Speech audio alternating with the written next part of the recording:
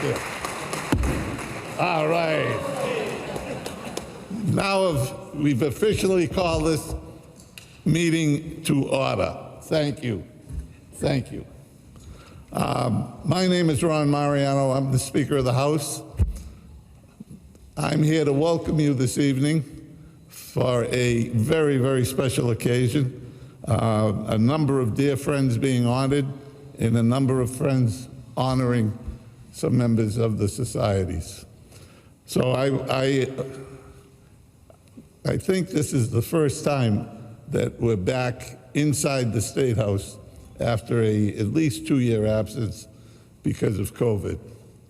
So I'm excited that we could get back in here and begin to meet in this hallowed chamber and talk about the great things that make our heritage special and the contributions that Italian Americans have made to the Commonwealth of Massachusetts. I, for one, know how important it is. It's the reason I'm here. My neighborhood is primarily Italian, and it's a big reason why I got elected. And I'm thankful for that, and I'm respectful for that every minute I step in here. So with that, my welcome is complete. Honor guard, upturn, hook. Carry colors, riflemen, port arms. Ladies and gentlemen, please rise to the presentation of the colors.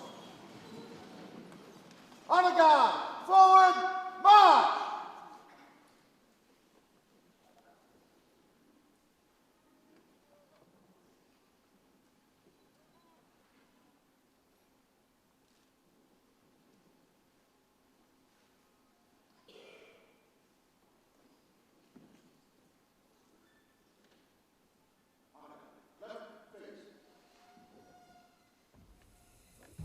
I'd like to introduce Senator Sal DiDomenico to lead us all in the Pledge of Allegiance.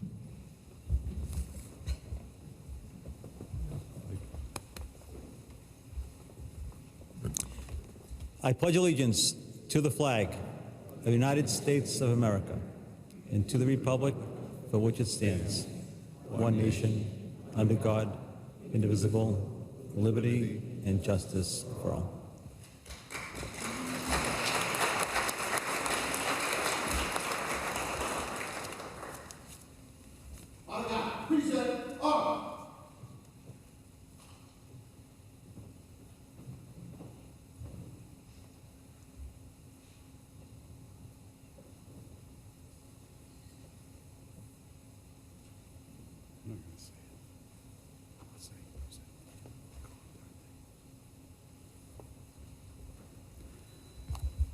Next, we have songs from the Corodante.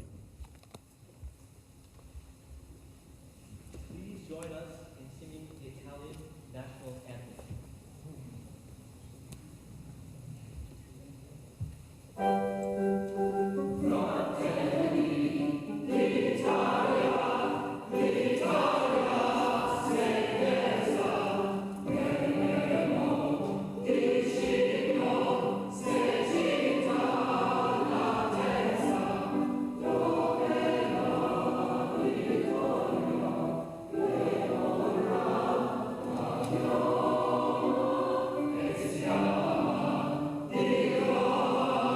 Yeah.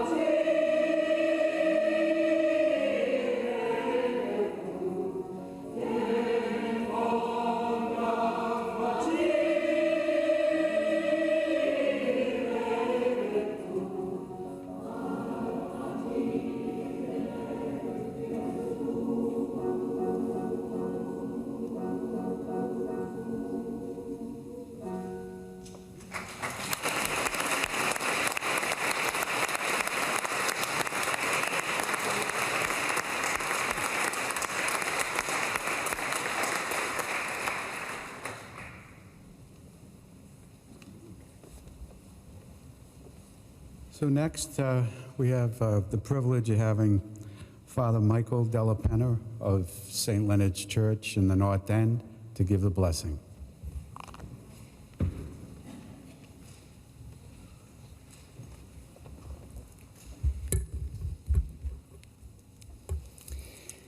I'm very honored and grateful to be able to lead us in a prayer as we celebrate our Italian heritage. And it's not lost on me that as we stand in this illustrious chamber, it's built on our Italian heritage, Architecture from Rome, using the parlance of Rome, Senate, committee, Capitol. And so I thought it appropriate to use a blessing from our heritage, a man not often associated, but he drew upon the very first piece of Italian literature when it was just emerging in the 13th century, Francesco Bernardoni. We know him as Saint Francis. And this prayer, I chose this blessing is because it's not just about our heritage, it's about our future.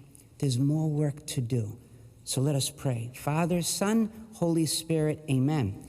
May God bless you with discomfort at easy answers, half-truths, and superficial relationships, so that you may live deep within your heart. May God bless you with anger at injustice, oppression, and exploitation of people, so that you and I may work for justice, freedom, and peace. May God bless us with tears to shed for those who suffer pain, rejection, hunger, and war, so that we may reach out our hand to comfort them and turn their pain into joy. And may God bless you with enough foolishness to believe that you and I can make a difference in this world, so that you and I can do what others claim cannot be done, to bring justice and kindness to all God's children and the poor. Amen.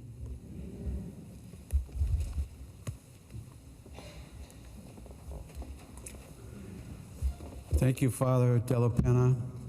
Father Della Penna celebrated yesterday at St. Leonard's Church a beautiful religious mass in honor of October Italian Heritage Month. The church was filled with not only North End residents, but many members and leaders of Italian organizations that came for the celebration of this Mass, and was a kickoff of faith for this month. Next, we're going to advance the scholarship portion of the presentation in order to accommodate a dignitary here. So I'm going to call Adelaide Guarancino, and she is the president of CASET, to the podium.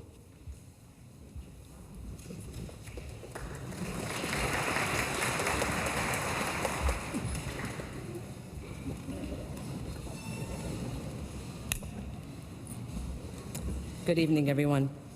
It is my pleasure and honor to present to you tonight the scholarship recipients of the Italian Heritage Month Committee, as it has been customary in the past years. This year, we are assigning 4 scholarships: the Founders Scholarship, the Joseph Albanese Scholarships, and the Music Scholarship from NPAC that is granted and presented from the Honorable Chair Aaron Micklewitz in memory of his mother, Geraldine Marshall.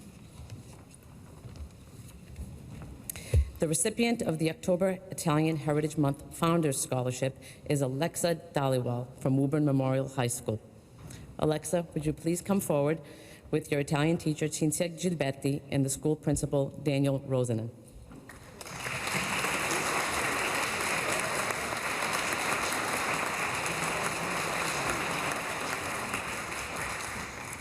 Alexa Dhaliwal is an assiduous student with an impressive GPA of 4.70. who distinguishes herself for her excellence in the studies of Italian, as well as her overall academic performance in all disciplines. Her passion in the Italian studies is commendable. She excels in both oral and written language. She is passionate of the Italian culture and actively contributes in all cultural presentations and projects. She is a recipient of many awards, honors, and distinctions. To name a few: President of the Italian Honor Society, President of the Italian Club, Student Government Day, Director Council of Aging, Book Award at Tufts University, and so many more. Alexa's community service includes direct involvement in the Kickoff for a Cause Incorporated, a suicide prevention nonprofit organization, Vernon Cancer Center Hope Walks, volunteers at STEM Night, and at the high school freshman orientation. In the areas of school activities, she is part of the Reuben High School's track team, choir, and drama club. At this time, I would like to ask President Vita, Consul General Minuti, and co-founder Lino Rullo to join Alexa and her teacher and principal for the presentation of the award.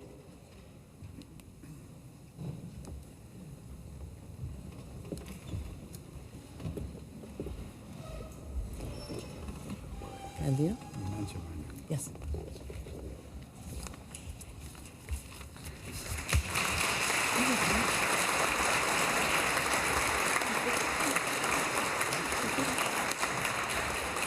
One second, we get Richard.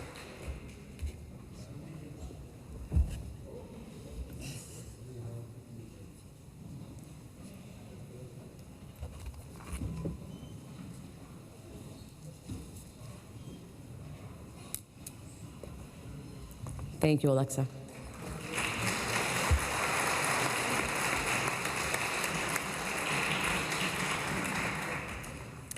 The next two scholarships are from the Joseph Albanese in memory of his father, Charles Albanese, and mother, Madeline Albanese.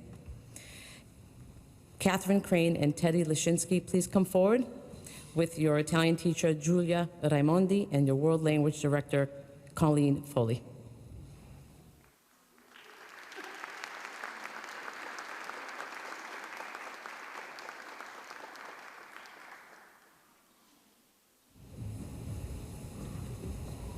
Thank you. Catherine Crane, a junior student at Malden Catholic High School, is the recipient of the Madeline Albanese Scholarship. Catherine is an outstanding student who is enrolled in numerous honor level and AP courses. Her academic status is at high level with an overall GPA of 92.61. Her study of Italian has been continuous and growing. Her Italian teacher describes her as an active participant in classroom discussions and cultural projects. We are delighted to learn that at present, Catherine is working on a subject very dear to us, the Italian Heritage Month project, and we are so looking forward to see the final product. Catherine has strong interest in all sciences and STEMs. Her future goal is to pursue a career in marine biology. She has participated in the Woods Hole Oceanographic Institutes in collaboration with the Sea Education Association. Her school activities include basketball and lacrosse. She volunteers countless time in coaching a youth basketball team. In the community, Catherine serves as a volunteer at My Brother's Table and at the Mission of Deeds.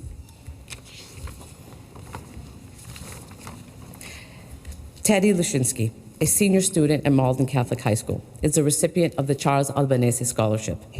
He is presently serving as the senior vice president of the graduating class of 2024.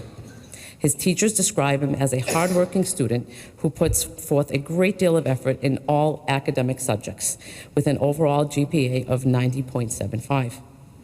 Within the school community, he is well known for his leadership skills permeating various aspects of daily school life. In the study of Italian language, although the language is somewhat a novice status at the Malden Catholic, Teddy has embraced the language intensively and has reached a remarkable high level in all aspects of Italian language studies. Of mention is his outstanding mosaic report on a classroom project on the Italian Renaissance. His extracurricular activities include volunteering at his local parish, as well as the Reading Food Pantry and DECA. I would like to ask President Vita, Consul General Minuti, and Roseanne Albanese to please come forward to award the scholarships to these wonderful students.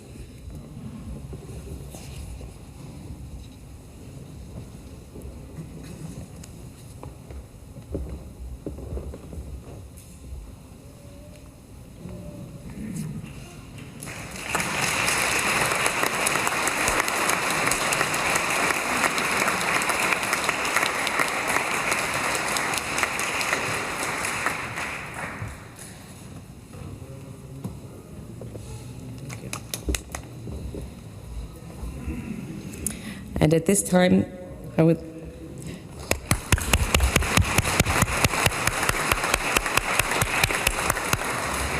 I'd like to ask the Honorable Aaron Mitchell to please come up to the podium to award the music scholarship. Thank you. Thank you, and thank you, Mr. Speaker. Thank you, Richard, and the committee members for everything that they do to celebrate Italian heritage here in October, and every day, not just in October. Certainly, in the North End, we celebrate it beyond October, that's for sure. I'm here to formally announce the scholarship award winners for the Geraldine Marshall Scholarship from the North End Music Performing Arts Center, a program of scholarships that we created in my mother's memory for kids in the North End to get free music and arts lessons at NEMPAC. We've been doing it for a couple years now, and this year we have 8 scholarship winners in total, but here we have 2 that are represented, Ferdinand Carangelo and Alexandra Perina. I would like to welcome you guys to the well here.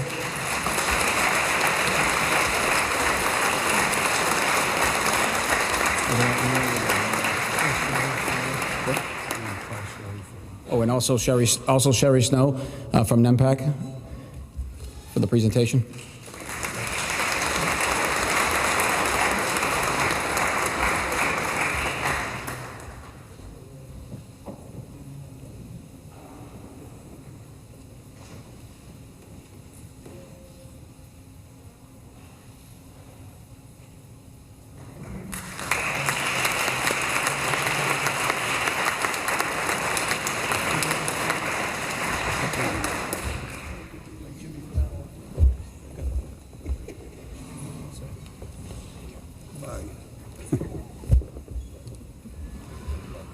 Welcome to the 24th anniversary of October Italian Heritage Month. We have a wonderful program for you. We have planned for tonight. We have three titans of a lifetime of service to the Commonwealth and to the Italian communities, and a lifetime of achievement that you'll be hearing from personally. They're very distinguished. We're very, very honored to have the caliber of honorees that we have for you tonight. And we also have 2 speakers will be coming to the microphone for the first time to address this kickoff celebration. And we have Lieutenant Governor Kim Driscoll, who we appreciate deeply, her attending in her first term and taking the time from her schedule to appear here, to read the proclamation and to give some remarks. And we also have Boston Mayor Michelle Wu, who is here tonight, and she will be giving remarks as well. Now, we have on Wednesday the flag-raising ceremonies at Boston City Hall. Some of you have attended, but Mayor Wu has been attending that event for some time, back when she was a city councilor, carrying her baby. Now that she's mayor, she uses the flag-raising ceremony to express, publicly her strong support for Italian heritage and also for the immigration experience. So we greatly appreciate both of these leaders coming here tonight to give us their thoughts and to share in our celebration. So at this time, I would like to also express the appreciation we have Consul General Arnaldo Minuti of the Consul General of Italy in Boston. There's also the Director of Education, Ivana Maroncelli. We enjoy a very, very close working relationship with the consulate. They love the Boston Italian community and the warm regard that they're held with. And their office demonstrates a level of professionalism that we're proud of. So thank you very much, Consul Minuti. And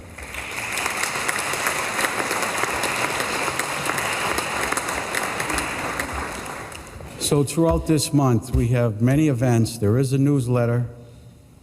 Some of you may have missed it on your way in, but be sure to pick up a copy on the way out. It's assembled by the Post-Gazette. It lists 50 Italian events during the month of October with a wide range of activities and gives the necessary invitation.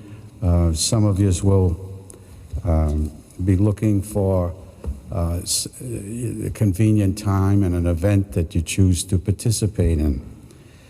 So we hope that you all do so, and that includes 2 special events. There is a Columbus Day breakfast that's held at the Dante Alighieri in Cambridge on Monday morning, Columbus Day morning. And then at Pierce Park in East Boston, there's an Italian-American Heritage celebration that's put on by the Italian-American Alliance. These are significant events. We hope you'll be able to participate. So enjoy the rest of the program, and thank you all for coming and attending. I appreciate it.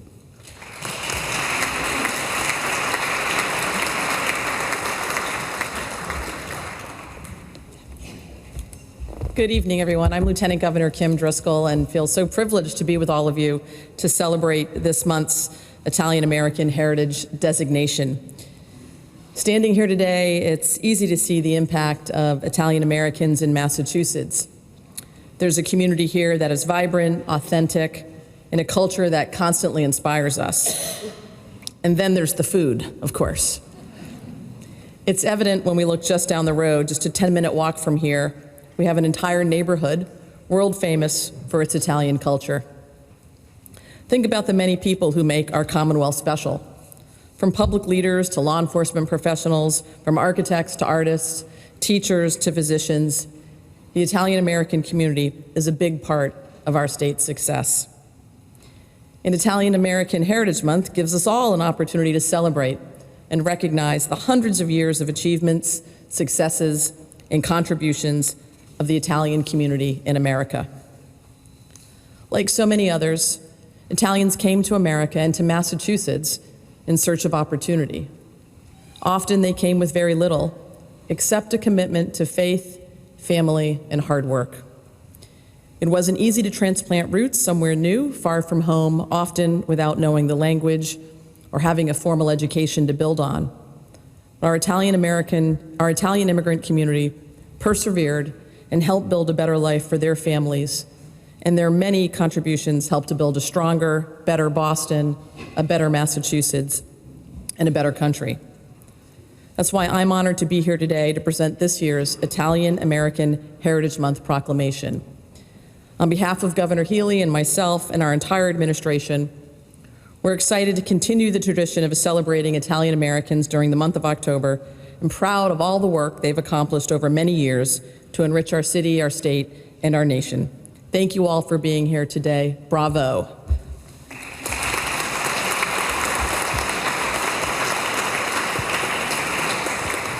And if you'll bear with me, Richard has asked that I read this proclamation. Each year, a proclamation has been offered since 1999 by Governor Argio Paul Salucci, the first one to observe this particular month. And as part of this proclamation, we'll tend to identify individuals we'd like to recognize, both individuals who are still living and some who have provided historical significance in marking this day. So I will summarize some of these individuals, but wanted to observe the 24th anniversary of October as Italian American Heritage Month, and recognizing individuals as follow. Ella Tambusi Grasso, 1919 to 1981, a child of Italian immigrants who received her BA and MA from Mount Holyoke College. Ella went on to serve in elected office both as the Secretary of State in 1958 and in the Connecticut House of Representatives. She was elected to U.S. Congress, where she served until 1975 when she became Connecticut's governor. Also recognizing Stephanie Joanne Angelina Germanata, also known as Lady Gaga. Born in 1986 to parents of Italian descent, began singing as a teenager. Today, she's received numerous awards, including 13 Grammy Awards, 2 Golden Globe Awards, and awards from the Songwriters Hall of Fame. And she's not done yet, as we know. Also acknowledging James Donnarumma, 1874 to 1953, an Italian immigrant and founder and publisher of La Gazzetta del Massachusetts in 1896, now known as the Post-Gazette, helped to assimilate Italian immigrants to America. The newspaper became the voice of Italian Americans throughout the country. His son, Caesar, took over the reins of the weekly publication from 1953 to 71, followed by his wife, Phyllis, one of the first Italian American women publishers. And today, their daughter, Pamela, is the publisher and editor of one of the oldest and most influential Italian American newspapers in the United States. Italo Calvino, 1923 to 1985, also an Italian journalist, short story writer and novelist, whose whimsical and imaginative fables made him one of the most important Italian fiction writers of the 20th century. Alessandro Manzoni, 1785 to 1873, an Italian poet, novelist, and philosopher, famous for the novel The Betrothed, which was ranked among the masterpieces of world literature. Don Lorenzo Milani, 1923 to 1967, an Italian Catholic priest, author and educator of underprivileged children, and an advocate for conscientious objection. And Franco Zeffirelli, 1923 to 2019, one of the most significant opera, film, and theater directors and producers of the post-World War II era. It is these individuals and many more that we proudly proclaim Italian Heritage Month and urge all residents of the Commonwealth to take cognizance of this event and participate fittingly in its observance. Congratulations on another Italian October Heritage Month.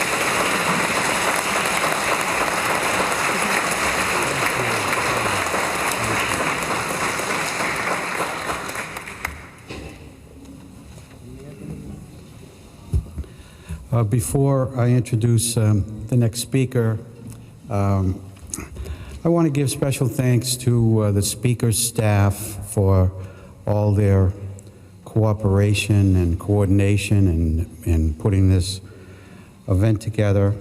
And also, I want to recognize the members of the Italian Heritage Committee who are truly dedicated.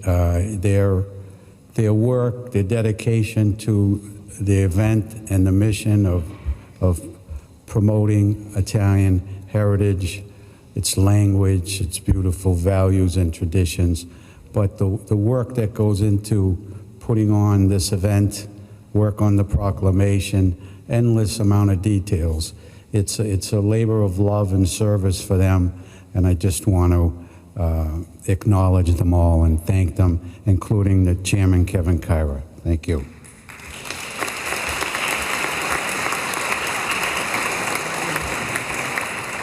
Now, I'll simply say the next speaker, who we all know, is the first Boston mayor since 1999, since this organization was started, the first Boston mayor to appear, to address at this kickoff event, and let's give her a warm welcome, Mayor Michelle Wu.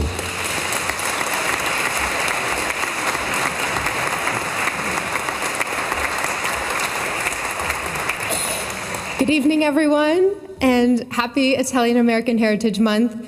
It is my true honor to be here. Thank you so much, Mr. Speaker, for all that you do for our Commonwealth and for making this chamber so welcoming to the next generation as well. Thank you to all of the speakers so far, to the Lieutenant Governor and the entire state administration, all of my colleagues here in the legislature, from Chairman Michaelwitz to Representatives Maduro and Donato and Giannino, Senator Di Domenico, former Speaker DeLeo, Father Della Penna, thank you for all that you do. As you heard, I've been enjoying celebrating Italian American heritage for a long time. My baby has gotten a little bit less portable these days, but he's 6 years old now, and today agreed to come and celebrate his heritage with us all here as his older brother's on the soccer field with my husband. We are very proud to have some Palmieri and Ruggiero and many others in the line, in the family tree. And it's been important for us as a multicultural family to make sure that we're getting in the soup dumplings in Chinatown and all the feasts and all the celebrations on this side, on the other side on my husband's side of the family as well. So I want to thank President Vita and everyone in the society for making sure that this opportunity is available for the next generation to get to know their heritage, their culture, and their history.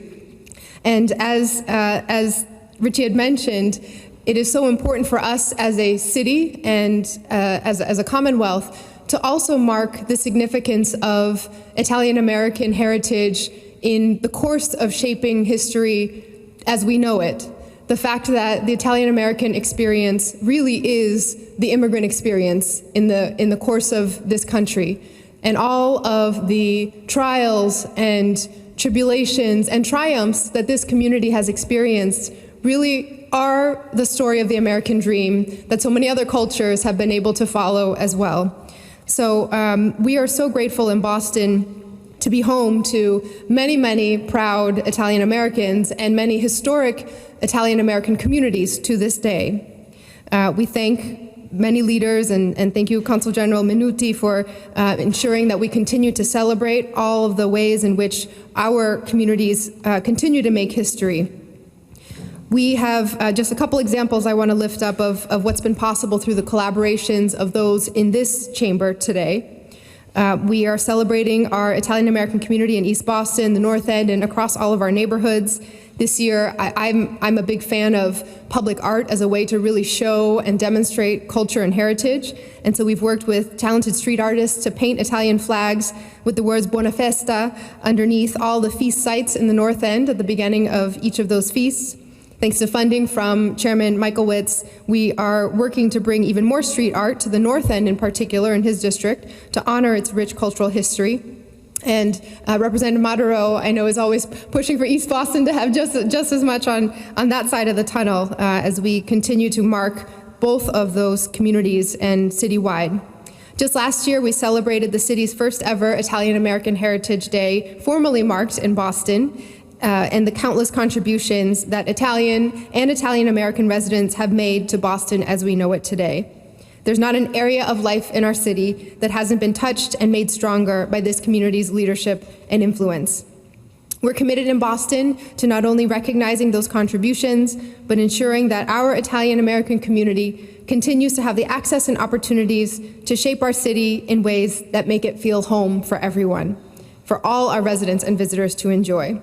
So thank you so much for inviting me to be part of this incredible event. It is a huge honor to be here with you. I'm so proud to celebrate the 24th annual Italian American Heritage Month kicking off in Massachusetts, and look forward to seeing everyone at the flag raising as well. Thank you.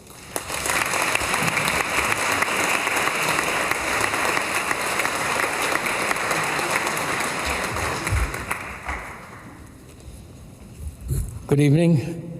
You're going to be lucky I'm making no speech. My name is Paul Donato. I'm the state representative and the co-chair of the Italian American caucus here in the House of Representatives, and I'm with my co-chair, Representative Maduro, and the chair of the Italian American caucus in the Senate, Senator Di Domenico, and my colleague from Rivera, Representative Giannino, and our guest, Representative Haggerty, who is over here on the left.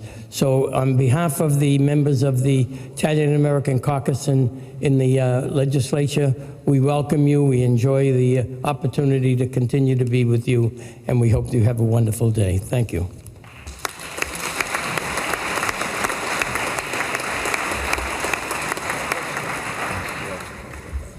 Our next speaker is the Consul General of Italy in Boston, Rinaldo Minuti.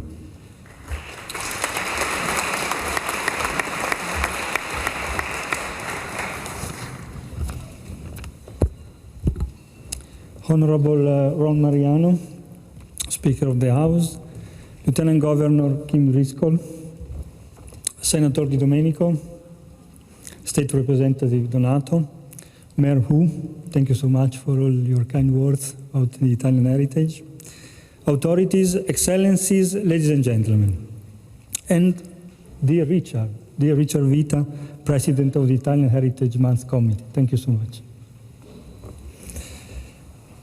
I'm honored and delighted to be here today with you in this gorgeous location of this beautiful city of Boston. The Italian American Heritage Month Kickoff event taking place at the State House is really something special.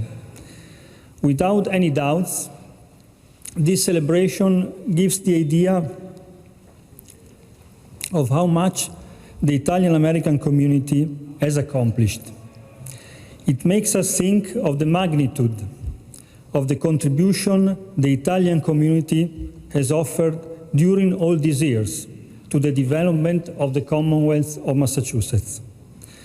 We can go back centuries. The Italian presence here is not as old as other communities. Probably we can go as far as mid-19th century, beginning of the 20s. But still, the Italian American community has profoundly influenced the story of this great country. October, as Italian American Heritage Month, is exactly the time when we have the opportunity to think about the history of the Italian community here in the United States. We are aware it is a history of immigration, of sacrifice, of resilience, of struggle for a better future, and of progressive integration. It is also a history of unwavering preservation of family values and heartfelt traditions which have been carefully cherished, as you normally do with a little baby, especially when you are far from home. These are traditions maintained and passed along from generation to generation. A history, as I mentioned at the beginning, of great contributions to the development of this great country. A country that is leading the world, promoting freedom, democracy, and equal rights to all. A country to which we, Italy, are proudly linked. And yes, the relationship between our two nations is built on this common vision and principle, but above all, is built on the great example of integration, determination and commitment that you, the Italian American community, represent. You are an amazing source of inspiration for us. A new generation of people arriving nowadays from Italy to the US is still very strongly inspired by your example, by your history. In October, we also celebrate the friendship between our two nations, which we want to be long-lasting and ever more fertile and rich, thanks to the more recent immigration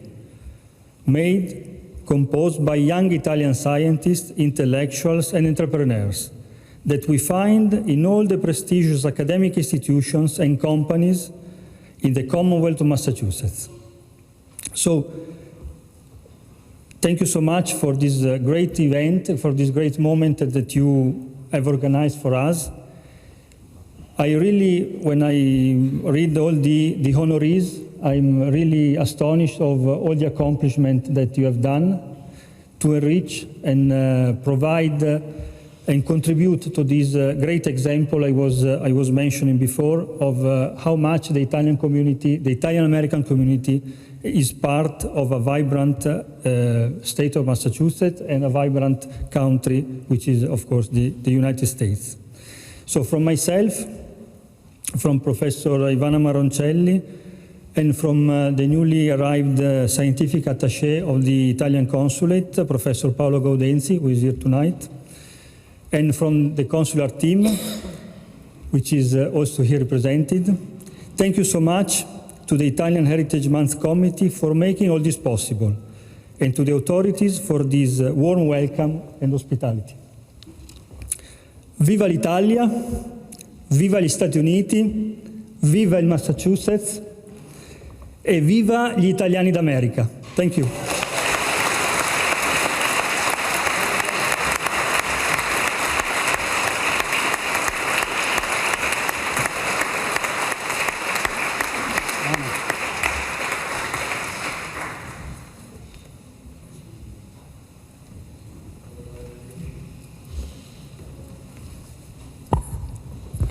Good evening, everyone. Lieutenant Governor, Speaker Mariano, Mayor Wu, Consul General of Italy, and distinguished guests. It is my honor and pleasure to present nominee Guy Carbone for the 2023 Lifetime Achievement for Service to the Italian-American Community. Guy is the son of Italian immigrants from the province of Benevento, and been tied to the Italian-American community since childhood, where his strong sense of family and helping others began. He holds 3 engineering degrees from MIT, a BS in civil engineering, an MS in civil engineering, and a professional degree as civil engineer. And if that weren't enough, he earned a JD from Suffolk University Law School. He has been continuously practicing law for 49 years, 43 of which have been with his own private practice in Boston and most recently in Winchester. Among his previous experience and accomplishments, Guy was Chief of Engineering and Construction for the Government Center Commission between 1966 and 1975, for which he was responsible for coordinating and overseeing all aspects of design and construction of $60 million of state buildings in Government Center. He then became senior counsel for the Department of Labor and Industries for the Commonwealth of Massachusetts from 1975 to 1979. And was admitted to the United States Supreme Court and U.S. Court of Military Appeals in Washington, D.C. in 1978. He also was Commissioner and Chief Executive Officer of the Metropolitan District Commission from 1979 to 1980. And he worked with the Massachusetts Water Resource Authority from 1993 to 2003. Guy is also retired colonel with United States Army Corps of Engineers and Deputy Division Engineer, IMA, New England Division of Corps of Engineers, and was on the faculty at Tufts University from 1958 to 1962. In addition, he is a member of many professional organizations, such as the Massachusetts Bar Association, Registered Professional Structural Engineer, National Society of Professional Engineers, Military Officer Association of America, U.S. Army Reserve Officers Association. He has been an active and dedicated member of many Italian-American organizations throughout the years, such as the Sons and Daughters of Italy, where he was a past president of the Watertown Lodge and past member of the Commission of Social Justice. Guy was a previous and current board member and past chairman of the Dante Alighieri Society. Currently, he also serves as the chairman of the New Building Committee. Lastly, but certainly the most important in Guy's life, are his beloved and wonderful wife, son, daughter-in-law, and grandchildren. Mimi is Guy's constant love and guiding light, who has supported his many endeavors throughout the years. She provides him with strength and encouragement. Guy's son is a source of great pride and joy for him, as his eyes light up and beam when he speaks of him. And he deeply cherishes the time he spends with his son, daughter-in-law, and precious grandchildren. In conclusion, whether it be professionally or personally, Guy is a man of great integrity, honesty, loyalty, dedication, vision, and purpose.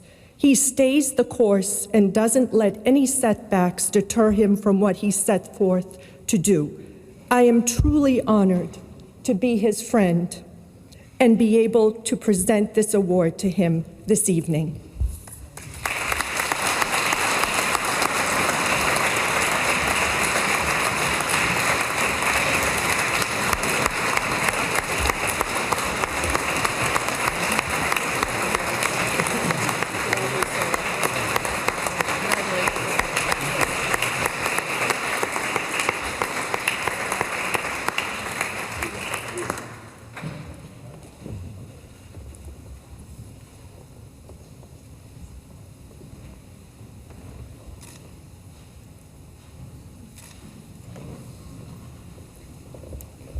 Thank you, dear.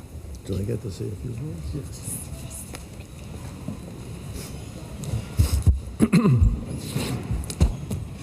Thank you, Anna. I probably ought to sit down and just shut up and leave it at that. I don't know what else I could say that you folks would accept. But let me say this. C'est moi, I'm forced to agree. It's all true. I have just two things I want to discuss with you tonight. Nothing about me really personally. I want to talk about two things. The family, which brings me here, and the Italian heritage. So bear with me. Usually, I'm now in my 89th year. When I go to court, I never have any notes. It all comes from here. But in trying to do this, I've tried to collect some stuff, so please bear with me. I said, Anna, thank you very much. I want to thank the Italian American Heritage Month Committee and its President Richard Vita, who serves with me on the building committee for the new building at the Dante, and those members of the committee who selected me for this historic honor, especially bearing in mind that the other two honorees tonight, gee, I don't think I could be in finer company. Next, Father Michael Della Penna from the pastor at St. Leonard's Church, and I hasten to add that all 7 of us were baptized at the St. Leonard's. The Italian Consul General, Ronaldo Minuti, and then I gathered together all the elected representatives of city and state government, and Rudy Vescomi, who was the state president of Order of Sons and Daughters in Italy. My fellow honorees, Dr. Carolyn Bertozzi, who am MIT, my alumnus, and Honorable Robert DeLeo. I want to take a moment to tell you, 43 years ago, I was commissioner, and Bob was a young selectman running for office in Winthrop. I made it my business to go and visit with him and take pictures with him to make sure he got elected, and we just chatted about it a little while ago. The other one was Paul Donato, 43 years ago. He was a politician in Medford, and I went out of my way to go take pictures with him and put it in the newspaper to make sure he got elected, and he knows it. Look at him. Anyway, I want to take this opportunity to introduce my wife, Mimi, forever the wind beneath my wings, my son, Anthony, my daughter-in-law, Veronica, my 2 grandchildren, my sister Angela, my nephew and niece, and Anna from Malaga, and my niece Adriana. A little bit of history, if you will. My father and mother were both born in a little town called Paulisi in the province of Benevento. My father, at the age of 17, was drafted into the Italian army in the First World War, served on the front. He was only 17 and a half years old, and I have pictures of him to attest to the fact that he was with the machine gun crews. After that, he served out the rest of his term as a carabinieri, and he finished his service in 1921. My father and my mother were married. My mother was from the little town of Paulisi also. They married, immigrated to the United States, and had 7 children. 7 of us, 5 boys and 2 girls. My father was one of 8 children, 5 boys and 3 girls. My mother's mother passed away, leaving my mother in her early teens and her much younger brother. My mother's oldest brother had emigrated, served in the First World War, emigrated, settled in New York at a place called Mechanicsville, which was a big railroad junction where there were a lot of Italian immigrants. As we all know, the Italians venerate the family, which is the city putting on the very basis of Italian society. My father, who was blessed with good health, was the head of the family. My mother was the heart and soul of the family.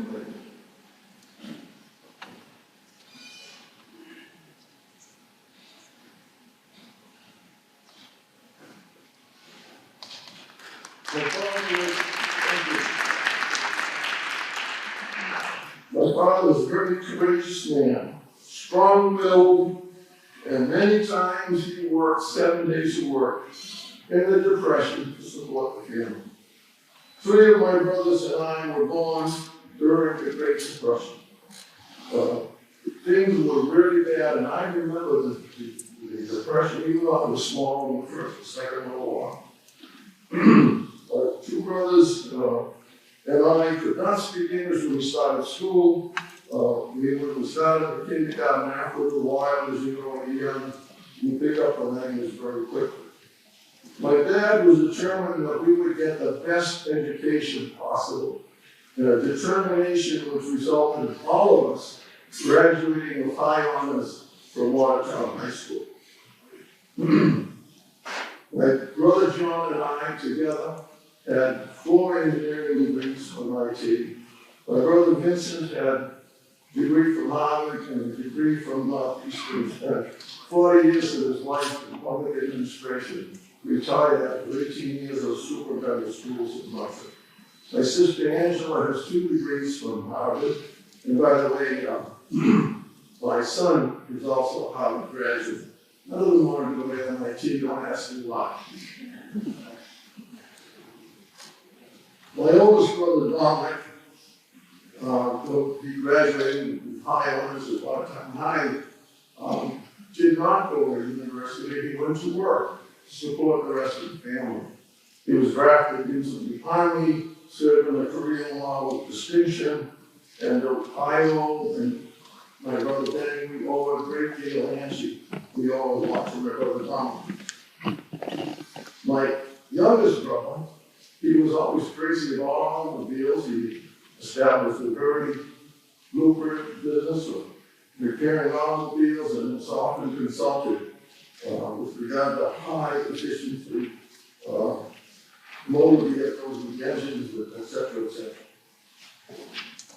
I firmly believe that I will do honor and fidelity, especially to my family, to my country, and to my Italian heritage, all of which in many ways have shaped my life. Rightly or wrongly, this is important, I have always been mindful that whatever I do, it reflects on my Italian heritage and reflects upon those who supported me, my friends and my associates. And I truly believe that. In my life, I have tried as hard as I could to protect, defend the Italian heritage. And there's two types of Italian heritage that I speak of. The one that descends from Italy, and the one that descends from immigrants who immigrated to the United States. There is another heritage. It's two different, very different, but I understand and I try the very best I can to honor both. So long as there is the National Italian American Foundation, the Honor Sons and Daughters of Italy in America, the Italian American Heritage Committee, the Italian Alliance, the Benedetto Lyceum, all the feasts, Menorca, Baylands Church, and all those associations for the Italians, the Italian Netherlands Society, all the rest of them.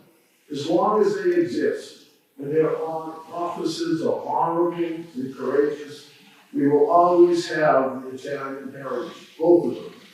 And let me close by saying this. I trust that I honor my family and my Italian American heritage, and will continue to do so. Thank you again for this great honor that you gave me.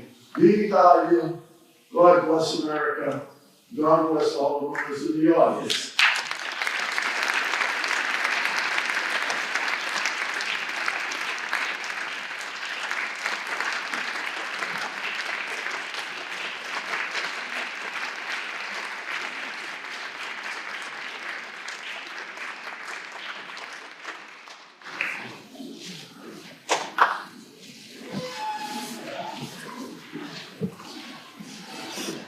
Buonasera, Lieutenant Governor Driscoll, Mayor Wu, Speaker Mariano, Council Newby, distinguished and welcome guests.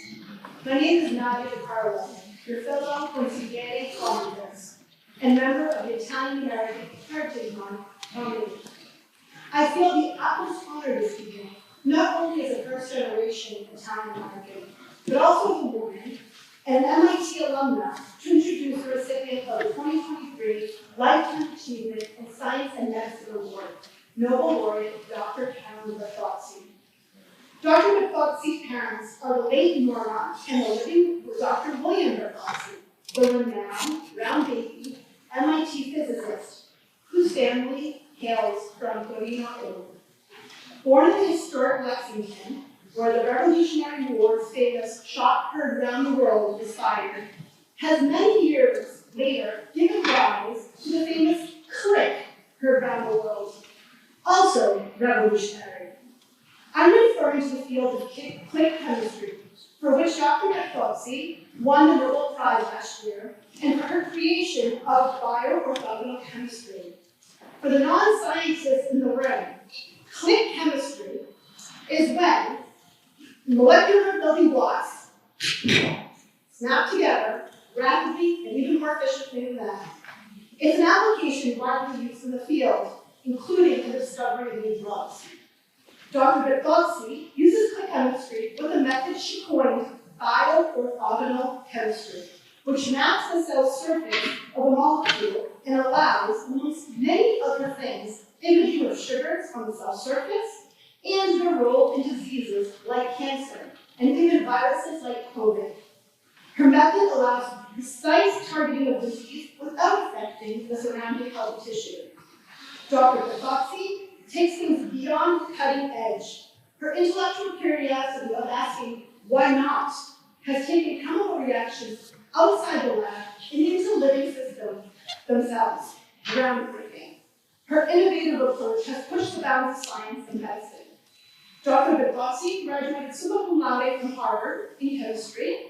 She received her PhD from UC Berkeley, and upon completing her postdoc at UC here in San Francisco, she became faculty at UC Berkeley, all before the age of 30. Currently, she is a professor at Stanford, where she heads the Bertozzi Lab. She is the director of the ChemH Institute and has founded numerous biotech firms, one of which is a local Palion here in Waltham, Mass.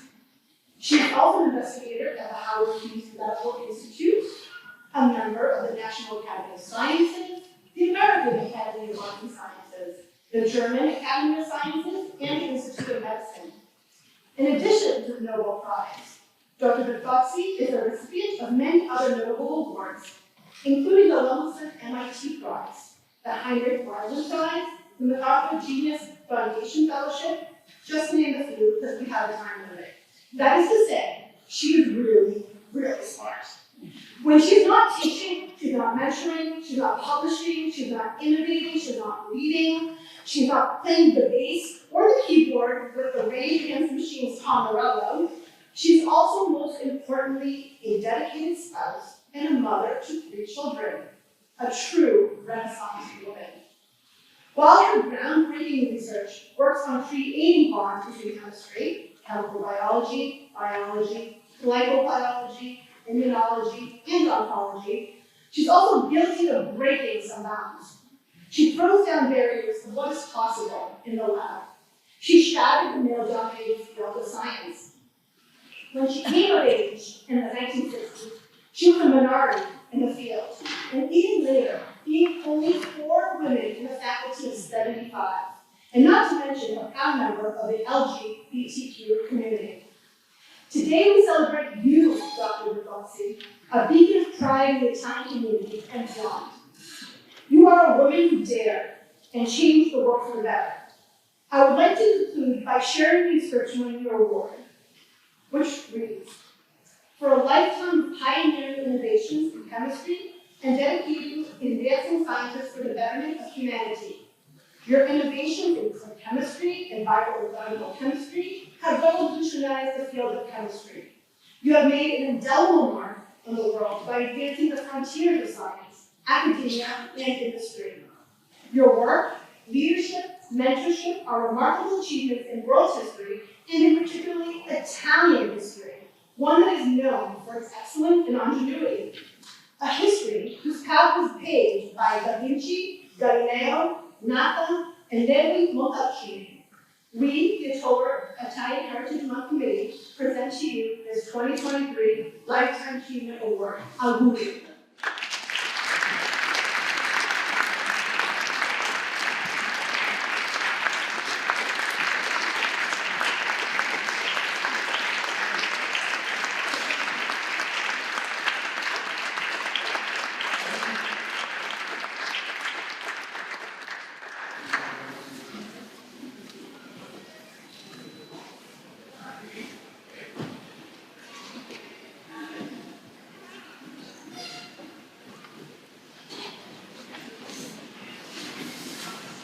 Nadia, that was amazing.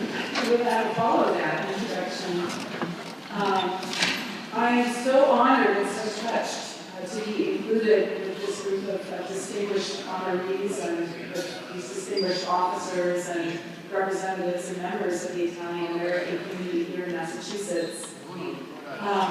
Right after the Nobel Prize was announced, which was just about a year ago, so I think this Wednesday they'll announce the next round for 2023. But a year ago when I got the call, which in California happens at just about 2 a.m., I immediately called my father.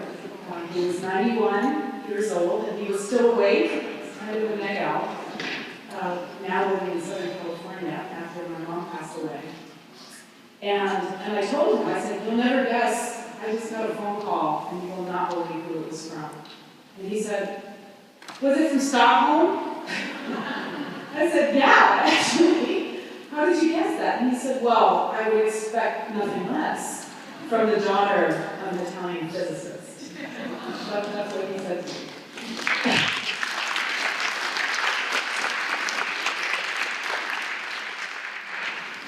And when I got the call about this amazing honor and this event, it gave me the opportunity to think back about my upbringing here in Massachusetts, where I lived until I was about 22 years old, and the influence that my father and that my participation here in the Italian American community had on me and my life and my values and my work and my family. And I remember growing up, there wasn't a day when my sisters and I weren't reminded, by my father mostly, that every important human achievement in science, in culture, in art, came from the Italians. So this was really interesting. And we were also reminded that as families who originated from Italian immigrants, that the life of privilege that I enjoyed growing up in Lexington with a father who was an academic, he was a professor of physics at MIT, that our privileged life came from a heritage in which someone, at some point, had to make a very difficult decision and do a very difficult thing.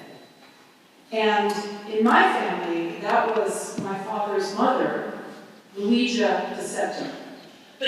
And Mr. Carboni, when you gave your speech about your mother being the bedrock of your family, I think my father had a very similar experience. His mother was a very prominent member of the Socialist Party in Italy. And in the early 1900s, when Mussolini and the fascist regime took over, she felt that her life was at risk. And with the blessing of her parents, she got on a boat and fled for her own safety and came to the United States and settled here in Boston and eventually in Framingham. And she was 19 years old when she came here alone. And she rebuilt here a life for herself, which included meeting her future husband, who worked in construction. And he too had immigrated from Italy to try to make a better life here in Massachusetts. And after they were married and settled in Framingham, during the years that were marked by World War I, and then the Great Depression, and then World War II, they gave birth to their 5 children, and my father was the youngest.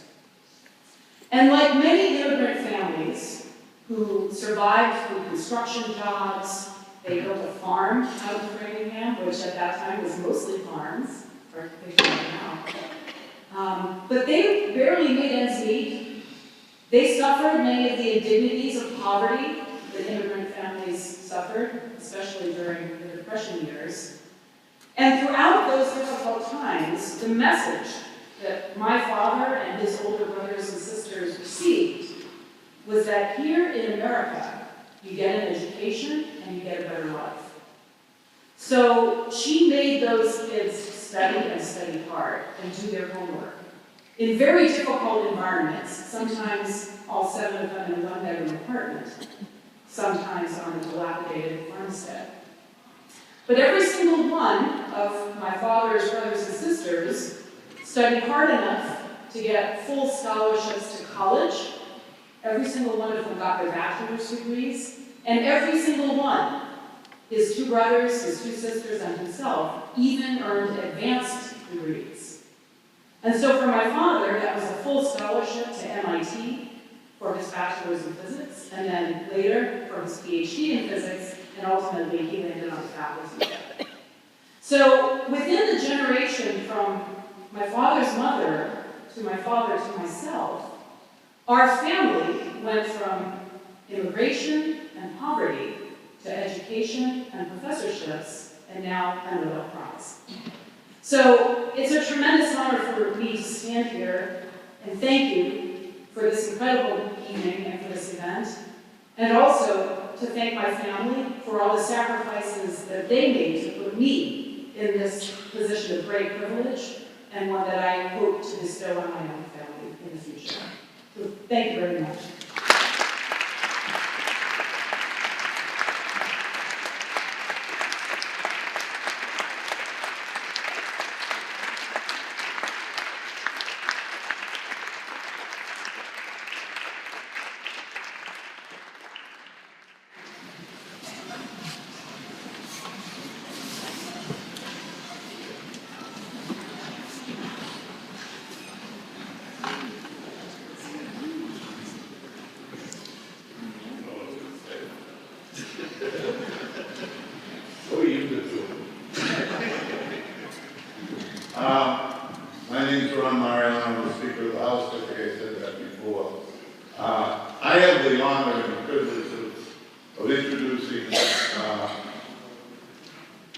Italian American,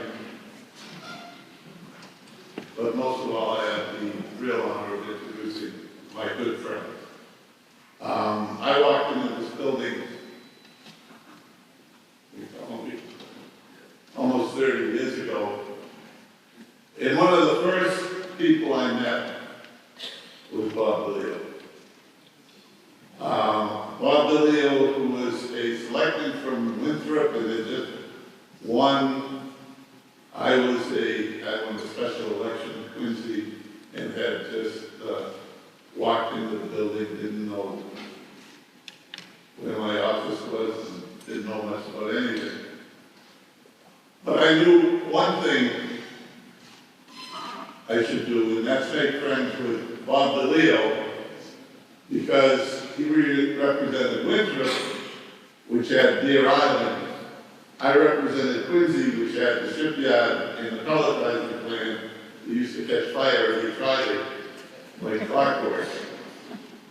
So we had a mutual interest in trying to get a water system in this Commonwealth that works. And it brought us together. Brought us together to solve the problem that was, at the time, we were both convinced was going to determine whether or not we get to stay here as representatives. It's the time when people were dumping their sewer bills into the harbor in protest of the rising cost of water. It's a time when we were getting picketed. I see some of these NREFs don't remember this stuff. It was real. When Jerry Williams was on the radio screaming for our heads. But it forged a bond of friendship that lasts until this day.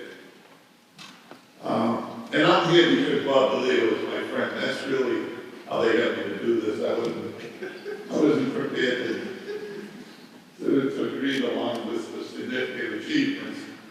So I wasn't sure he had any. But I'm sure we could dig them up if we had to.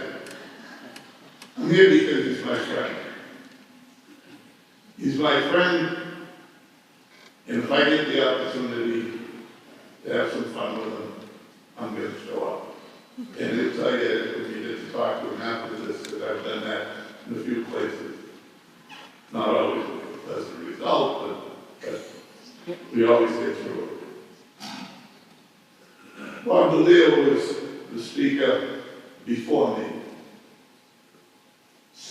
I think he is the longest serving speaker in the history of the Massachusetts House of Representatives. And I want you to know, Bob, that record is safe. I am not very talented. I couldn't do what you did for as long as you did. I can't do what you do now. So, but I am here because of what opportunities he helped me with in my life. In the friendship that we've experienced together in this crazy business that we're in. And it's been a long time. It's been close to 30 years since we met in that side door. And I'm just so happy to see his service to the Italian American community being recognized and him being applauded for it. Because it was always something that was very important to him. And we would joke about it. You know, there were the first Italian speaker was Albanese. I'm the third in a row. Kind of crazy.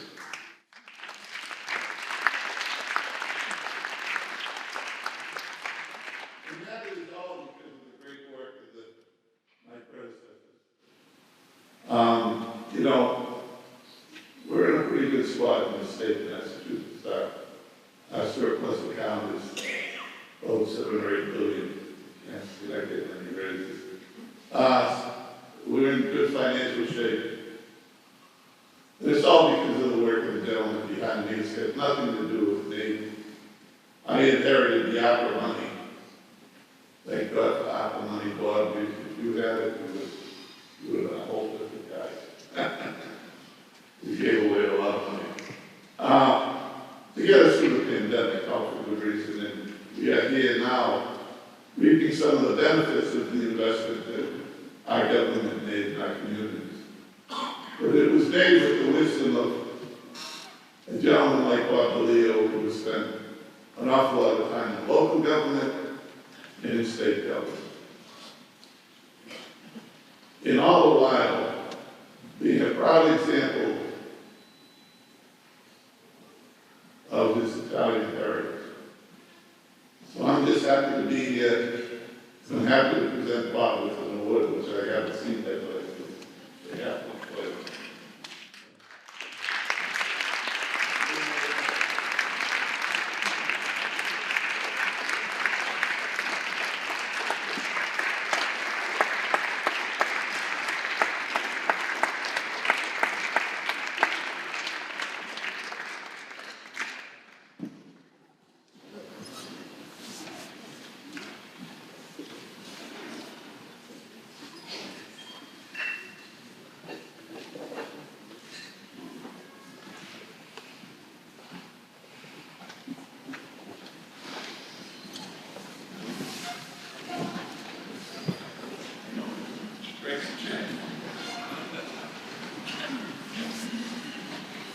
Those are the kindest words that Speaker Mariano has ever made about me. Usually it's an evening or a repertoire of jokes about Bob DeLeo, this and that. So, Mr. Speaker, first of all, congratulations on the splendid job, wonderful job you're doing as Speaker of the House. And more importantly, as I stated before, for over 30 years of friendship. Thank you for that.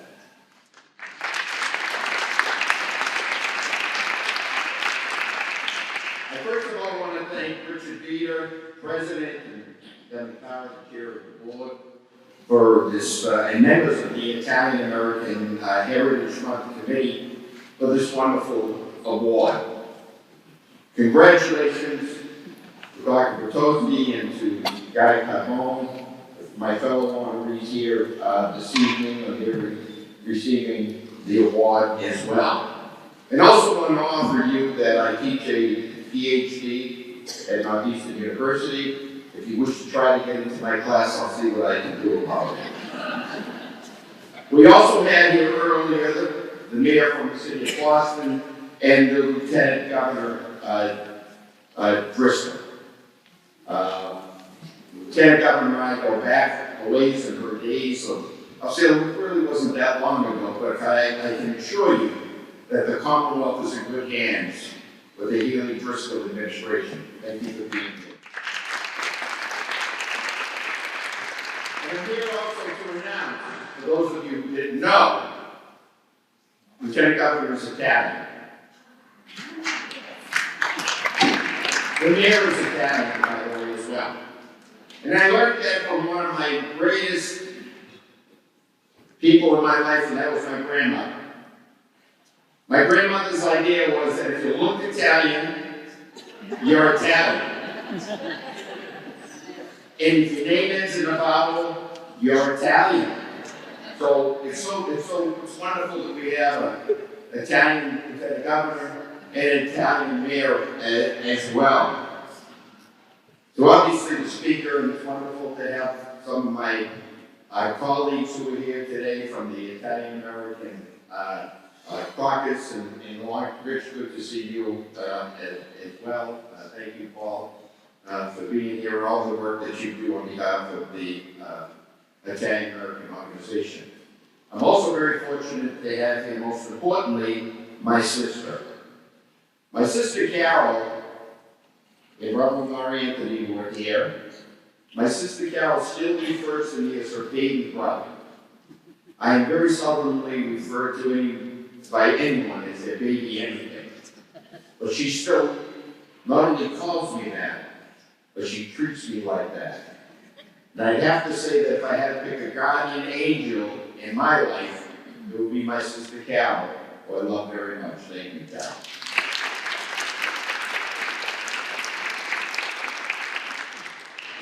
And I like my daughter-in-law as well. Thank you very much. Thank you for putting up with my sister Carol when she pays attention to me. To the co-founders, Judge Farino, Judge Agnes, my friend Nino Rullo, there he is. I can remember the day when they came to me and they said, you know what? We have to have a piece of legislation passed about the Italian American Heritage Month. And I looked, I said, gee, I don't think we've ever done anything like that before until we tried here. I said, well, let me see what I can do. And after which, I had to talk to certain people to see if we can get this done here in Massachusetts. First trip was the Speaker of the House, Sal DeMacy. I said, I think I'm safe in the House. Second trip, Senate President Bob Travellini. I said, gee, I think I'm safe here too. Next trip was the mayor, was the governor of the Commonwealth, Paul Cellucci. Huh? I'm on a roll here. This kind of bill that I might be able to get passed. Then I had to think about, gee, boy, I better check all the other stuff. Oh, I have to think about going for the state auditor, Joe DiNucci. I said, oh, here we go. I'm going to think. And then finally, obviously, the mayor of the city of Boston, Mayor Menino. So as you can see, that bill went through so fast you didn't know, how it was. Although I have to say there were some issues as we went along. And what's wonderful about today with the Italian Heritage Month is what is being celebrated every day. And I think it's so important that not only do we call it a month, but that we spend a month in terms of celebration. And we celebrate our heritage and what it's all about. And when you take a look of the accomplishments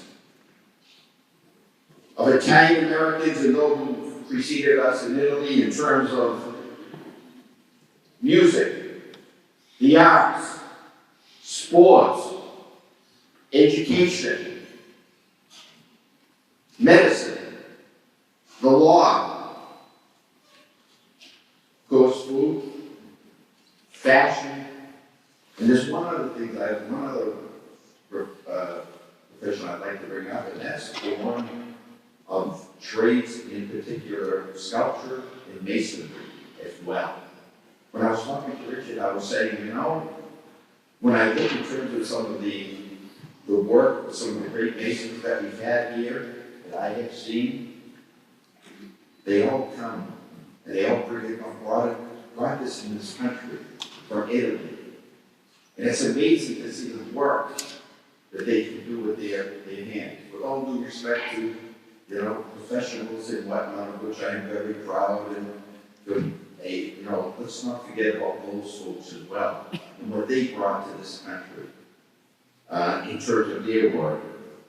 When I was elected as Speaker of the House, I sat, the night before, I sat right over there, right outside the office. It was a cold, sort of misty, snowy day, and I sat right there, and the lights weren't even on, it was somewhat dark, and I thought about, I'm about to be the next Speaker of the House of Representatives. Whoever would have thought that that's what I would be here today. And I thought about the fact about people that I wanted to look at me and look at my work, and at the end of my term as Speaker, to be proud. And obviously, I thought about my family, how proud they would be with, hopefully at the end of my term, in terms of what I was able to accomplish and if I was able to move this Commonwealth of Massachusetts forward. Thought about my constituents as well. Back in my hometown, I thought about all the people from Massachusetts who, as I was assuming this sort of a statewide type of position, that hopefully at the conclusion of it, they would say, Bob Billy did a good job as Speaker of the House. Thank you very much. I appreciate that. But I also thought about, and this is honesty, being an Italian American. I thought about, because as the speaker has stated, it took us a while sort of to assume this position. You know, with Speaker DeMacy, then myself, and now Speaker Mariano. And I was hoping that that I would represent the Italian community well. And that's the way, quite frankly, I always looked at things. Was it just about my constituents? Was it just about my family? But I wanted the Italian American community to be proud to have an Italian American speaker and a person that they could look to with pride. You know, some people have said to me, when is it that you started to prepare for the world of public service? How was it that you felt that, you know, this might be something that you could be successful in? And what did you study and what did you learn and how did you prepare? My one was probably a little bit different and, quite frankly, somewhat simple. I learned at a very young age, as a youngster growing up in East Boston, in an Italian American community, obviously at that time in East Boston. I always joke with the speaker, and I said, "You come from Quincy, you don't have any Italians there." But I guess there are a couple. Frank Bellotti that said that, please. And I can remember so well the lessons I learned, in particular from the matriarch of the family, my grandmother referred to as my aunt. And what she had told me, and she was a woman who came to this country and, you know, without an education. But what that woman taught me in terms of life and the lessons that would be ahead of me was unbelievable. And in addition to that, I was fortunate enough, obviously, my family, my mom, my dad, but we had more than that. Now, I lived in a we lived in a three-family in East Boston. Right next to us was another 2 or 3 family with an aunt. And in our 3-family, we had aunts on the 2nd and 3rd floor. We lived on the 1st floor. And directly contiguous to that, adjacent to the houses, which actually was Saratoga Street, for those of you who might know Saratoga or Bennington, was my grandmother, aunt, and uncle. I refer to it as the Italian answer to the Kennedy compound. Because that's the way it was. Within a half a mile or so, if you included all the other systems, you found that we were, you know, it was literally the whole family. But what was I taught then? What were the words of wisdom and what were the advice as I was growing up? What was it about public service? And the message was clear very early on in terms of learning. You learned that whether it's your friends, whether it's your neighbors, whether it's family, when they're going through some tough times, no matter what it may be, maybe it's sickness, maybe it's health, or whatever, that you have a responsibility to be there for your neighbor. That's what I learned. And I say to this day that when you talk about public service, I couldn't have grown up in a better place and I couldn't have learned a lesson as young as I did, as better as I did, for my own family, my friends and neighbors who left me with that thought that you were there for your neighbors to help. And out of all the wonderful things in terms of passage of legislation and bills and all that we can talk about, isn't that what public service is all about? Isn't that what politics should be about? Helping people. Pretty simple lesson, isn't it? But I think as long as we do that, and as long as we keep that in mind, we're going to be a better country, and we're going to be a better Commonwealth. To all of you, thank you for doing what you do. Thank you for being here tonight. Thank you for keeping that Italian-American heritage alive in terms of whatever you've done, whether you live in the state, whether you talk about it in the state, whether you have young children, grandchildren growing up. Let us not forget, also, by the way, what our ancestors, in terms of what they had to go through, and were first to the trials and tribulations that I think that I realized that they had to go through so that we could be here today in this beautiful chamber honoring our Italian tradition. Thank you and God bless.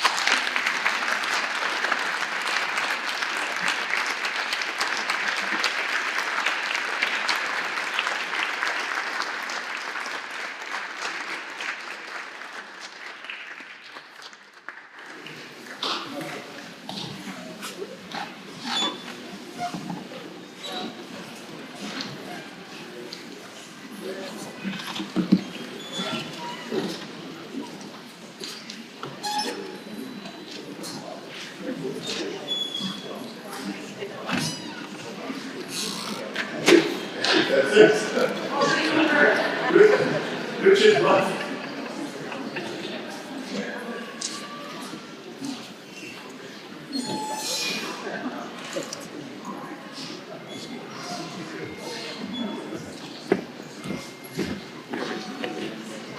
Okay, I'm just going to inform that if you ever decide to leave, that the Ashburton Park entrance and exit is the only way.